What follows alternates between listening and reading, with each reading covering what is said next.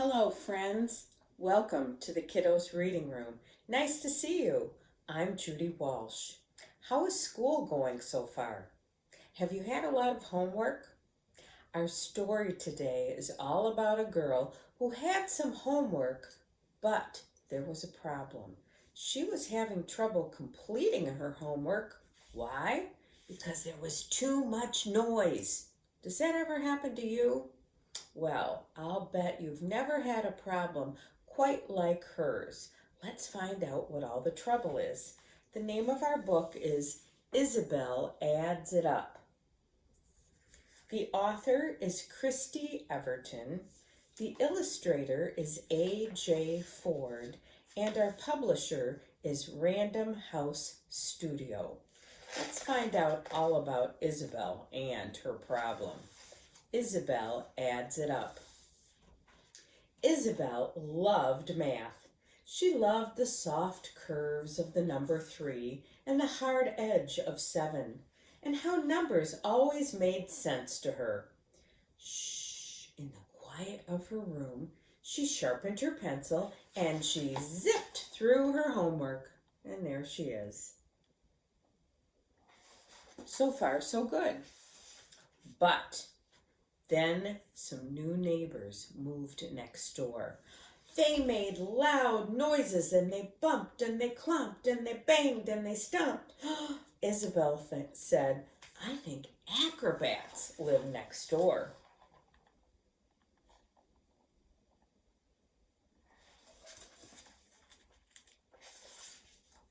She couldn't concentrate with all that noise. She had subtractions and additions and multiplications, and they were all due on Monday. Oh, she tried working in the garden, but her subtractions got soaked in the rain.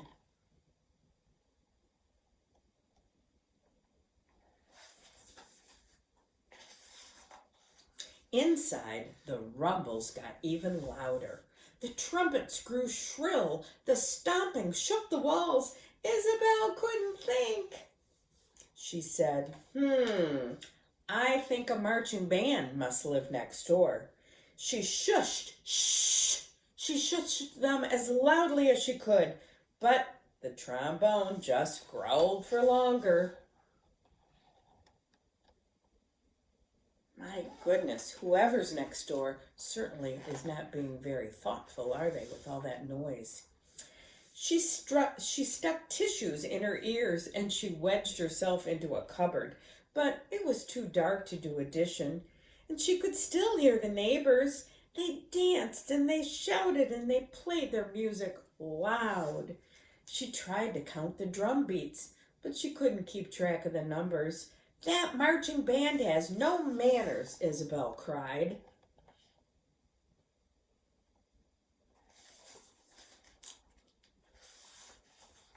She decided she would play her own music loud and see how they liked it. She turned the volume up as far as she could, and her music mixed with theirs. What a ruckus! A lot of noise and confusion. Finally, their music stopped. But then Isobel heard the neighbors dancing and singing to her song. She stomped her feet up and down, making nearly as much noise as the neighbors.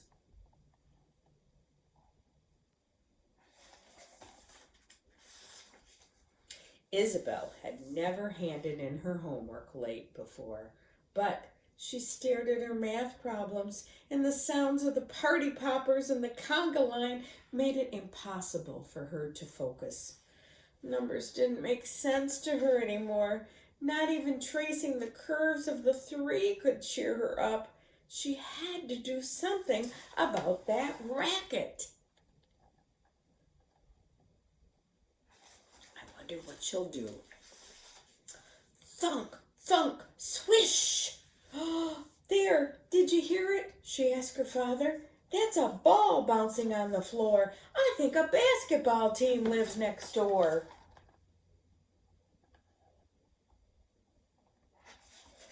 I can't imagine who does live there. Well, Isabel had an idea. She made peanut butter cookies because she liked measuring the flour in the 3/4 cup, and everyone knows peanut butter cookies are the best. She left them on the neighbor's doorstep with a note. There she is.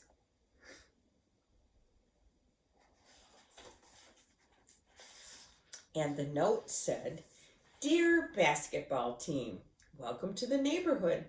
I understand it is difficult for you to be quiet. I know you have big feet, but I would appreciate it if you could keep the noise down. Please, as I have 14 math problems due on Monday. I hope you like the peanut butter cookies. I made them extra peanutty for you. Love, Isabel," from apartment number 2. That evening, a note got slipped under her door. To Isabel, "Sorry about the noise. Thank you for being understanding. We do have big feet. We will try to be more quiet. Thanks for the cookies. Peanut butter is my favorite. I also have math homework due on Monday. Maybe we could study together. Love, from Bernadette, next door." Isabel wasn't so sure. She loved quiet, and Bernadette made an awful lot of noise. The next day, there was a loud knock at the door.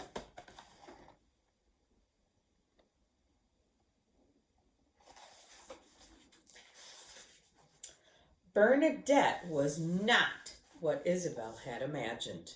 Oh my. Did you know it was an elephant who was her neighbor? But it turned out she was an excellent study partner after all, and they could do subtractions even when it rained outside.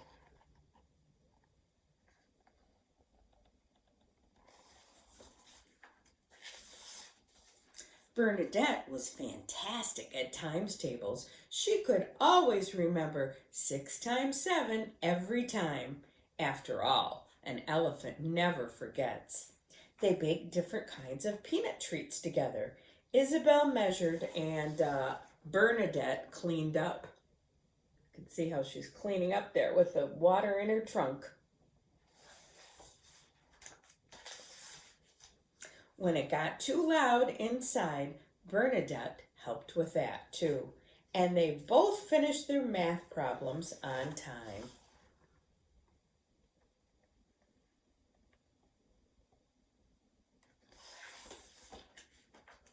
And sometimes Isabel joined the ruckus next door. And there's Bernadette with her whole family. And I guess that would explain all the noise. That was a good story. I'm so glad that Isabel was finally able to solve her problem. And what did she do? She was not rude. She was not unkind, was she? She decided to make the cookies, even though she didn't know the people who lived next door. She did something with kindness and thoughtfulness. Maybe you can think of somebody who needs a little kindness or a little thoughtfulness this week, and maybe you could show them, just like Bernadette, that you just want to be friends. I did that recently with some new neighbors. I made some muffins and I took them over to the people who had moved in just down the street from me. I didn't know them, but I thought it would be a nice way to welcome them into the neighborhood. And you don't have to bake something. Maybe you'll draw a picture or leave a little note for somebody or help someone with a chore that needs being taken care of. As you know, kindness always works. So I encourage you to do something kind, maybe for a stranger or someone you don't know very well this week. Might be a friend at school. There's always room for more kindness in this world.